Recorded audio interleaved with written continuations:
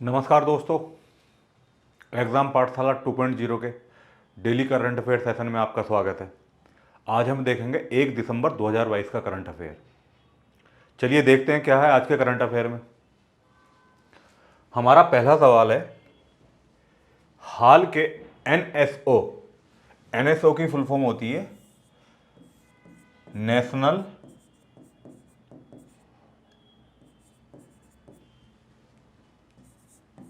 State office statistic office national statistics office data के अनुसार 2022-23 की जुलाई सितंबर, मतलब जुलाई से लेके सितंबर के महीने, मतलब एक तिमाही की बात कर रहे हैं, के लिए भारत के सकल घरेलू उत्पाद जीडीपी की वृद्धि कितनी है। पहला ऑप्शन है 6.1%, दूसरा ऑप्शन है 6.3%, तीसरा ऑप्शन है 6.5% और चौथा ऑप्शन है 7.2%। तो सबसे पहले तो जीडीपी का जो डाटा पब्लिश करता है वो एनएसओ करता है। हिंदी में कहूं तो राष्ट्रीय सांख्यिकी कार्यालय, राष्ट्रीय सांख्यिकी कार्यालय। कंफ्यूज मत होना, कभी वो ऑप्शन में दे दे कि फाइनेंस मिनिस्ट्री करती है, फाइनेंस मिनिस्ट्री नहीं करती है, सांख्यिकी कार्यालय ये डाटा पब्लिश करता है जीडीपी का। तो अभी दूसरी तिमाही के लिए जुलाई से सितंबर, मतलब इस तिमाही के लिए डाटा आया है, तो इसका सही उत्तर है 6.3%। गिरावट देखी गई है जीडीपी में, गिरावट है।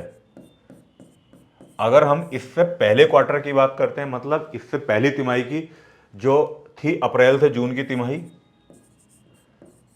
अप्रैल से लेकर जून तक की जो वो थी ना तिमाही, उसमें कितनी थी? 13.5% की वृद्धि थी जीडीपी की।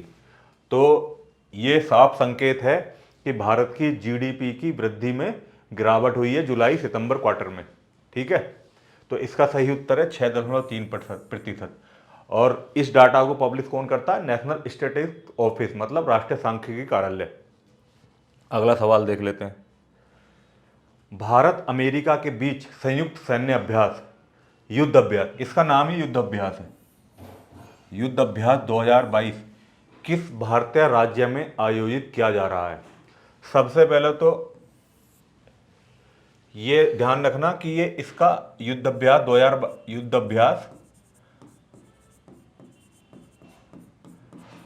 ये 18वां संस्करण है, इसका 18वां संस्करण है।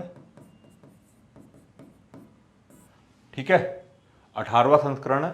और दूसरी चीज ये ध्यान रखनी है कि ये हर साल आयोजित करा जाता है, हर साल आयोजित करा जाता है।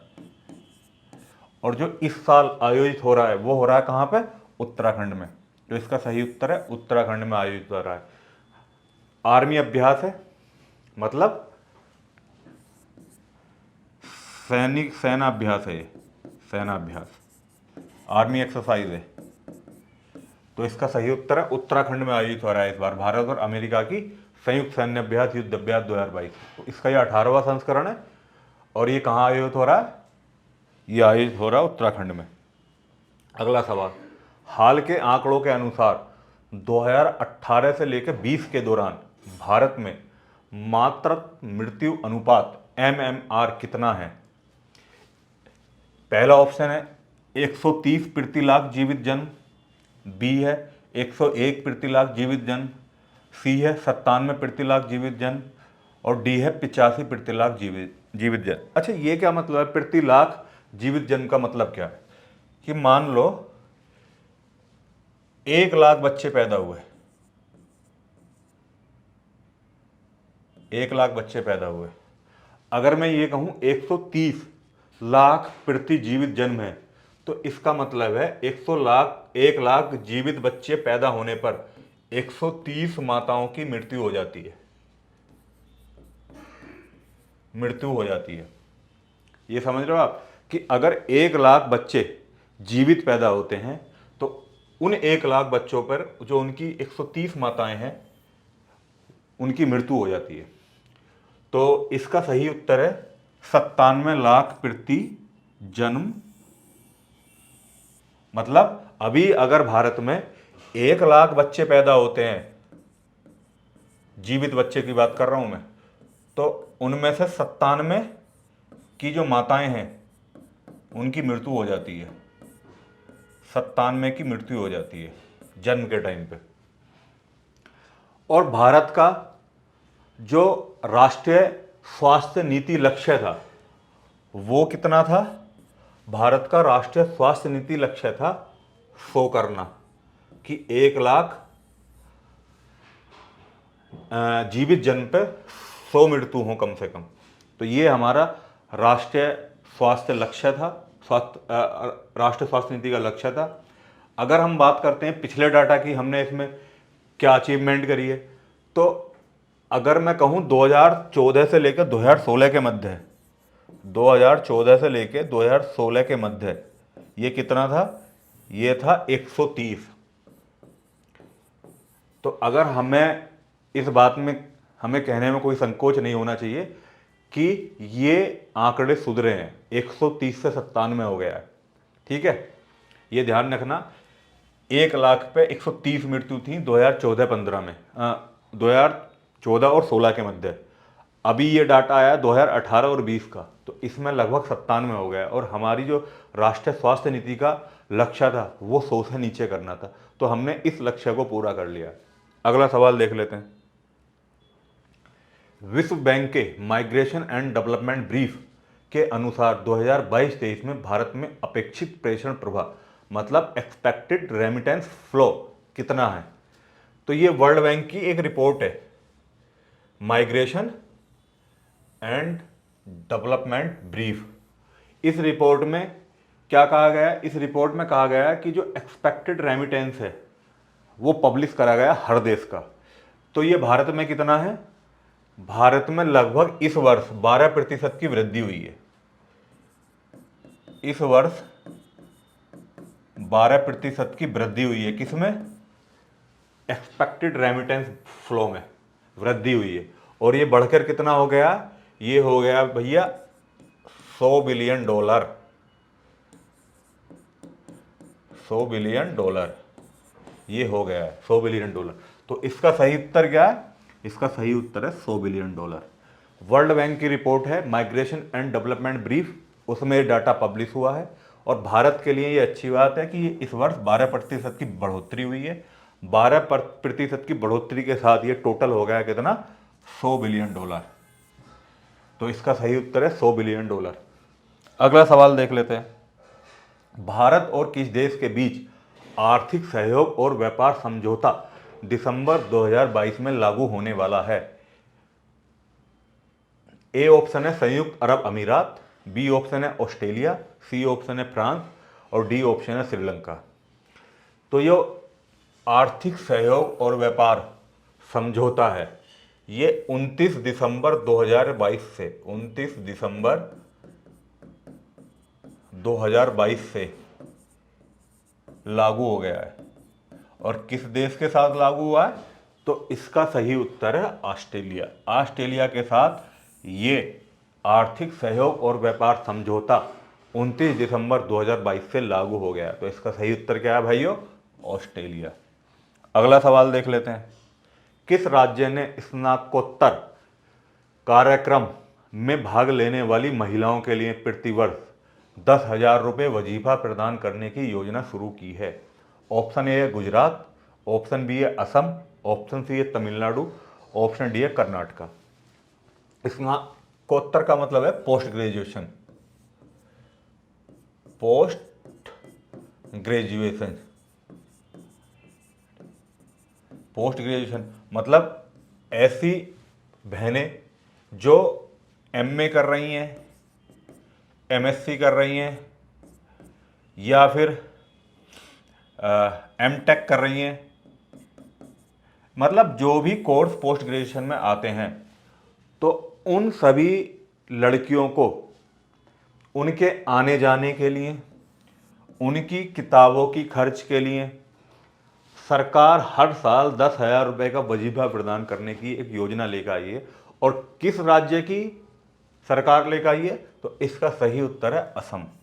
असम राज्य की सरकार जो स्नातकोत्तर कार्यक्रम, मतलब जो पोस्ट ग्रेजुएशन करने वाली लड़कियां हैं, उन्हें हर वर्ष प्रति वर्ष 10,000 रुपए का वजीफा प्रदान करेगी। अगला सवाल देख लेते हैं। हाल ही में खबरों में रही, ये थोड़ी टाइपिंग मिस्टेक है, इसे थोड़ा ठीक कर लेना। क्या है ये? क्रिट है।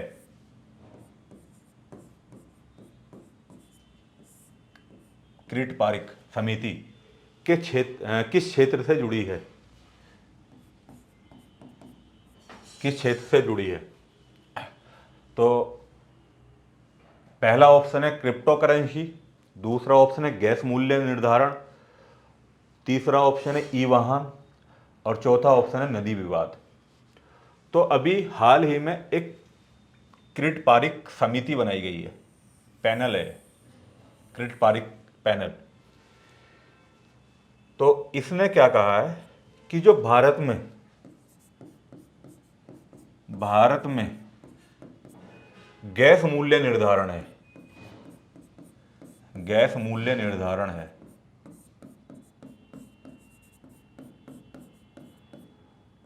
वो क्या होना चाहिए? उन्होंने कहा है कि भारत में गैस मूल्य निर्धारण अंतर्राष्ट्रीय बाजार मूल्य से संबंध हो। मतलब अगर इंटरनेशनल मार्केट में गैस के रेट कम हो रहे हैं, जैसे कि डीजल और पेट्रोल का होता है, ये इंटरनेशनल से चलता है मार्केट से, इसका मूल्य निर्धारण, तो वैसे ही इस समिति ने सिफारिश करी है कि जो गैस मूल्य का निर्धारण है वो भी अंतर्राष्ट्रीय मूल्यों से संबंध रखता हो। अगर अंतर्राष्ट्रीय बाजार में गैस एलपीजी के मूल्य कम हो रहे हैं तो भारत में भी कम होने चाहिए, लेकिन अभी तक ऐसा नहीं होता। अभी तक जो फिक्स कर दिया वो कर दिया। तो ये इन्होंने एक सिफारिश करी है। तो इसका सही उत्तर क्या है? गैस मूल्य निर्धारण। अगला सवाल देख लेते हैं। हाल ही में किस फ्रांसीसी खाद्य उत्पाद को यूनेस्को विरासत का दर्जा दिया गया है? ऑप्शन ए है अपना ये क्या बोलते हैं, क्रोइंसा, ऑप्शन बी है बैगेट, ऑप्शन सी है रेटाटोली, ऑप्शन डी है हैमबर्गर। तो अभी क्या है, यूनेस्को की अमूर्त सूची में इसे शामिल करा गया है।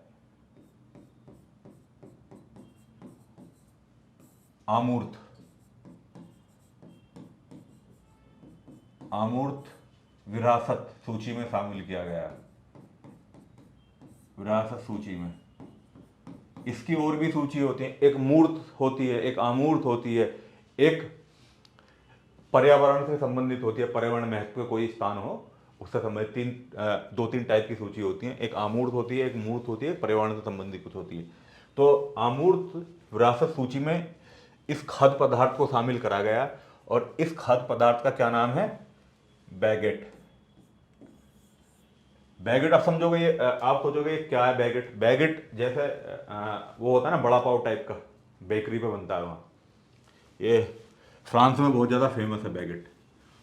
ऐसा समझ लो जैसे इंडिया में बंद रोटी खा ले, बड़ा पाव खा लिया, पाव भाजी की जो पाव होता है ना, पाव उस टाइप का होता है। तो यूनेस्को की अमूर्त सूची में इसे शामिल करा गया। अगला सवाल देख लेते हैं। रासायनिक युद्ध के सभी पीड़ितों के लिए स्मरण दिवस कब मनाया जाता है?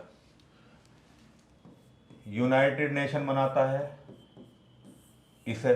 ऑप्शन ए है अपना 5 नवंबर, ऑप्शन बी है 10 नवंबर, ऑप्शन सी है 15 नवंबर, ऑप्शन डी है 30 नवंबर। तो इसका सही उत्तर क्या है? इसका सही उत्तर है यूनाइटेड नेशन हर साल 30 नवंबर को क्या करता है? रासायनिक युद्ध के सभी पीड़ितों के लिए स्मरण दिवस का आयोजन करता है। अगला सवाल। अंतरिक्ष में अपने 6 अंतरिक्ष यात्रियों को इकट्ठा करने वाला पहला देश कौन सा है? पहला ऑप्शन है अमेरिका, दूसरा ऑप्शन है रूस, तीसरा ऑप्शन है चीन, चौथा ऑप्शन है इजराइल। तो अभी क्या हुआ, जो अंतरिक्ष यात्री गए थे उस अंतरिक्ष यान का नाम क्या है, सेंझेव 15। सेंझेव 15 ये अंतरिक्ष यान था। सेंझेव, याद रखना इस नाम को, सेंझेव 15 अंतरिक्ष यान था। और जो रॉकेट था, रॉकेट का नाम है उसका, रॉकेट का नाम लॉन्ग मार्च रॉकेट है। इसका क्या नाम है, इसका नाम है 2FY15। 2FY15 ये रॉकेट इसे लेकर गया था, इस अंतरिक्ष यान को। और किसने भेजा है, चीन ने। तो इसका सही उत्तर है चीन। सेंझेव 15 यान था, सेंझेव 15 क्या था, यान था। और रॉकेट जो था वो लॉन्ग मार्च था, इसका नाम था 2FY15। ठीक है, रॉकेट वाहक था ये, वाहक रॉकेट है जो इस यान को लेकर गया था। और चाइना ने ये उपलब्धि हासिल करी है। तो इसका सही उत्तर क्या है, इसका सही उत्तर है अपना चीन। अगला सवाल देख लेते हैं। RH-13 जो हाल ही में खबरों में देखा गया, किस फसल का अर्ध बोना जीन है।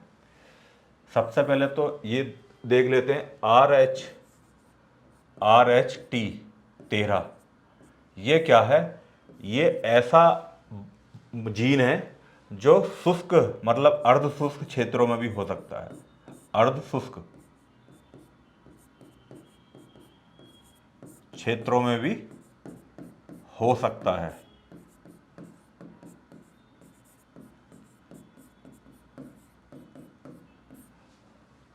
और क्या है, अर्ध बोना का मतलब क्या है, जो नॉर्मल पौधा होता है उससे थोड़ा छोटा होगा ये।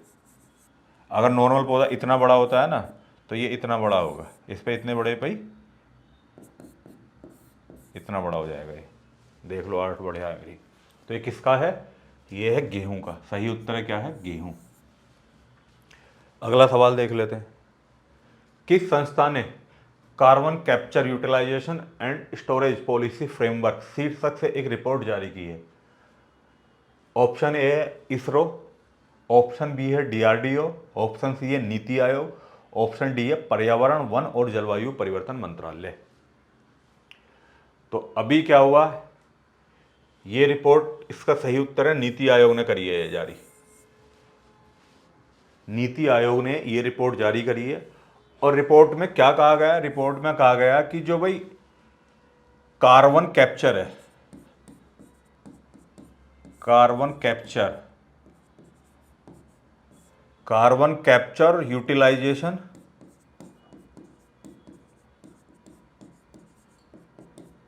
और स्टोरेज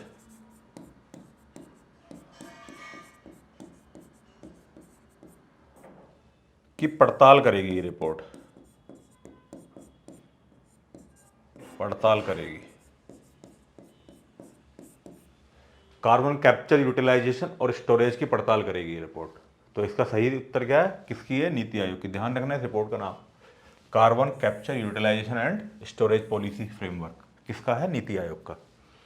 अगला सवाल, centre for policy analysis CPA द्वारा प्रकाशित वैश्विक अल्पसंख्यक सूचकांक ग्लोबल माइनॉरिटी इंडेक्स में कौन सा देश शीर्ष पर है।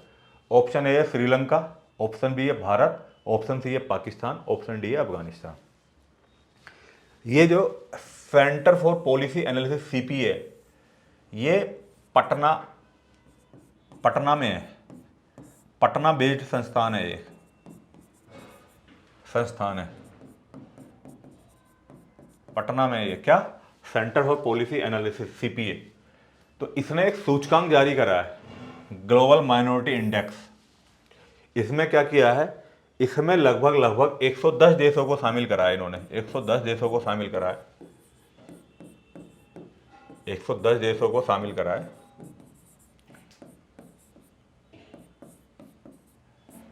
और इन्होंने क्या करा, भारत को शीर्ष स्थान पर रखा है। तो इसका सही उत्तर क्या है, Bharat. Centre for policy analysis CPA द्वारा प्रकाशित वैश्विक अल्पसंख्यक सूचकांक ग्लोबल माइनॉरिटी इंडेक्स पटना में है। ये बिहार की राजधानी है पटना, वहाँ पे ये संस्थान, इन्होंने क्या किया, इन्होंने 110 देशों को शामिल कराया और उनके लिए एक सूचकांक जारी कराया जिसका नाम है ग्लोबल माइनॉरिटी इंडेक्स। उसमें भारत को शीर्ष पर रखा है। अगला सवाल देख लेते हैं। फ्लावर सिलिया एचिनाटा किस देश की राष्ट्रीय वृक्ष प्रजाति है? ऑप्शन ए है अर्जेंटीना, ऑप्शन बी है जापान, ऑप्शन सी है ब्राजील, ऑप्शन डी है मिस्र। तो अभी क्या हुआ, साइट्स का कोप 90 हुआ है। साइट्स का क्या हुआ है, कोप कॉन्फ्रेंस ऑफ पार्टी 90, 13 लिख दिया मैंने, 90 है, 19 हुआ है साइट्स का। तो इन्होंने क्या करा कि ये प्रजाति जो था पावरसिलिया एचिनाटा, ये साइट्स की अपेंडिक्स 2 में आती थी। अपेंडिक्स 2 में आती थी। अपेंडिक्स 2 का मतलब है कि विलुप्त प्राय, लगभग विलुप्त प्राय।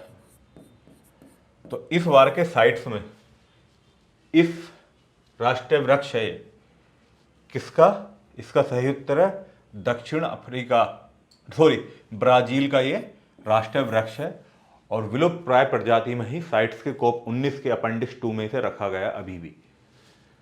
तो ये वर्ड याद रखने ना, पावरसिलिया एचिनाटा, यूपीएससी पूछता है कभी कभी। हाल ही में चर्चा में रहा पावरसिलिया एचिनाटा क्या है? एक वायुयान, एक पनडुब्बी, एक वृक्ष, एक पक्षी। गच्चा खाते हैं फिर हम वहीं, फिर गिनते हैं आरपीएम, पंखे के खड़े हो गए, ये क्या है? अगला क्वेश्चन देख लेते हैं। रुई बास हाल ही में खबरों में देखे जाने वाली एक पहाड़ी झाड़ी किस देश के लिए स्थानिक है?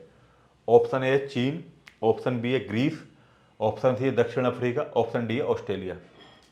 ये रुई बास है ना, रुई बास एक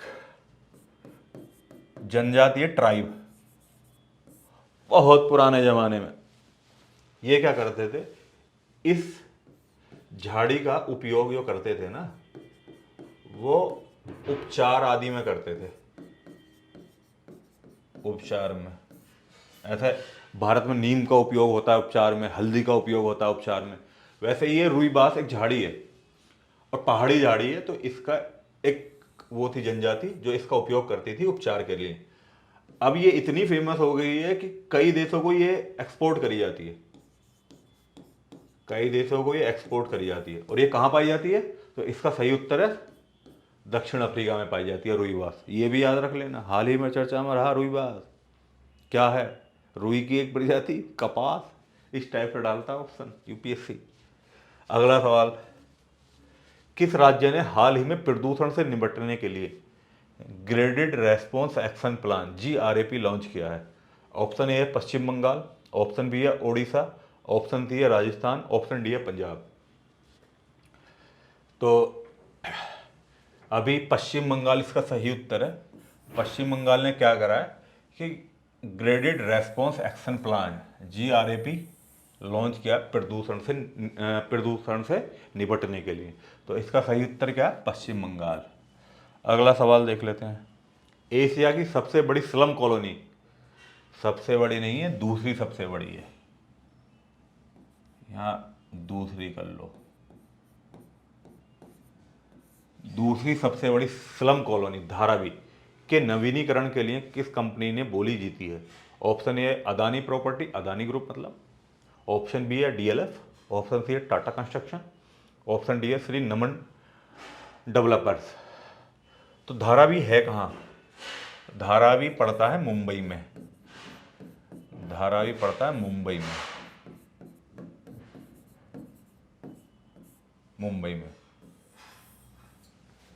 मुंबई में एशिया की दूसरी सबसे बड़ी स्लम बस्ती है। अगर आप गुंडागर्दी की पिक्चरें देखोगे, जैसे shoot out at Lokhandwala, shoot out at Wadala, once upon time in Mumbai, तो जितने डॉन वॉन ये फेमस हुए ना मुंबई में, डी कंपनी, वी कंपनी, सब के छुटभइये जो उनके ग्रुप में छुटभइये सभी यहीं रहते हैं धारावी मुंबई में, सब ये स्लम है। और एशिया का दूसरा सबसे बड़ा, भाई साहब इसमें अगर पुलिस घुस जाए ना, पुलिस को रास्ता खोजना भारी हो जाता। तो इसका सही उत्तर है अदानी प्रॉपर्टी ने इसकी बोली जीती है। अगला सवाल है, इसका नवीकरण कर रही है ये कंपनी, देखो कैसा होता है नवीकरण। अगला सवाल, गवर्नमेंट मार्केट प्लस प्लेटफॉर्म किस वर्ष लॉन्च किया गया था? ऑप्शन ए है किया गया था, ऑप्शन ए है 2024, ऑप्शन बी है 2016, ऑप्शन सी है 2018, ऑप्शन डी है 2020। गवर्नमेंट मार्केट प्लस चर्चा में क्यों रहा? इसने क्या करा अभी हाल ही में 2022-23 के लिए 1 लाख करोड़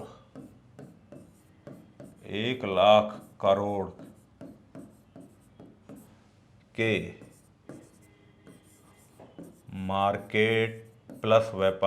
मार्केट प्लस एक ये प्लेटफॉर्म है, इस पर लगभग 1 लाख करोड़ रुपए का कारोबार इस साल 2022-23 में इन्होंने किया है, इसलिए चर्चा में रहा।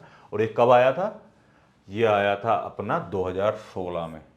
तो इसका सही उत्तर है 2016 में मार्केट प्लस लॉन्च कराया। ध्यान रखना इंपॉर्टेंट है, 2022-23 में क्या करा, इसने 1 लाख करोड़ को पार कर दिया है व्यापार करने में मार्केट प्लस में। अगला सवाल, मुख्यमंत्री डिजिटल सेवा योजना किस राज्य की पहल है? ऑप्शन ए है गुजरात, ऑप्शन बी है आंध्र प्रदेश, ऑप्शन सी है राजस्थान, ऑप्शन डी है मध्य प्रदेश। तो अभी क्या है, एक योजना चलती है चिरंजीवी बीमा योजना,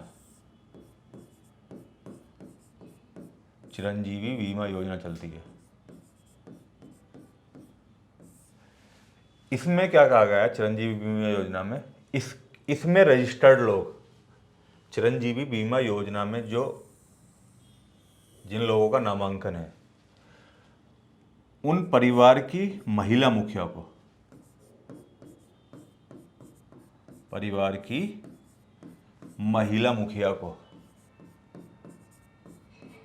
पुरुष मुखिया को नहीं, महिला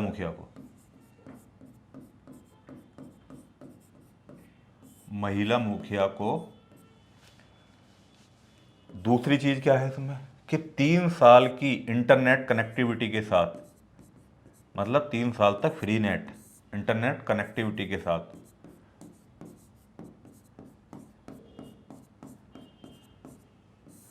3 साल की इंटरनेट कनेक्टिविटी के साथ एक तो चिरंजीवी बीमा योजना में वो रजिस्टर्ड होना चाहिए, दूसरी उस परिवार की महिला मुखिया को दिया होगा, तीसरा इंटरनेट कनेक्टिविटी के साथ, और चौथा क्या है, सरकार स्मार्टफोन देगी।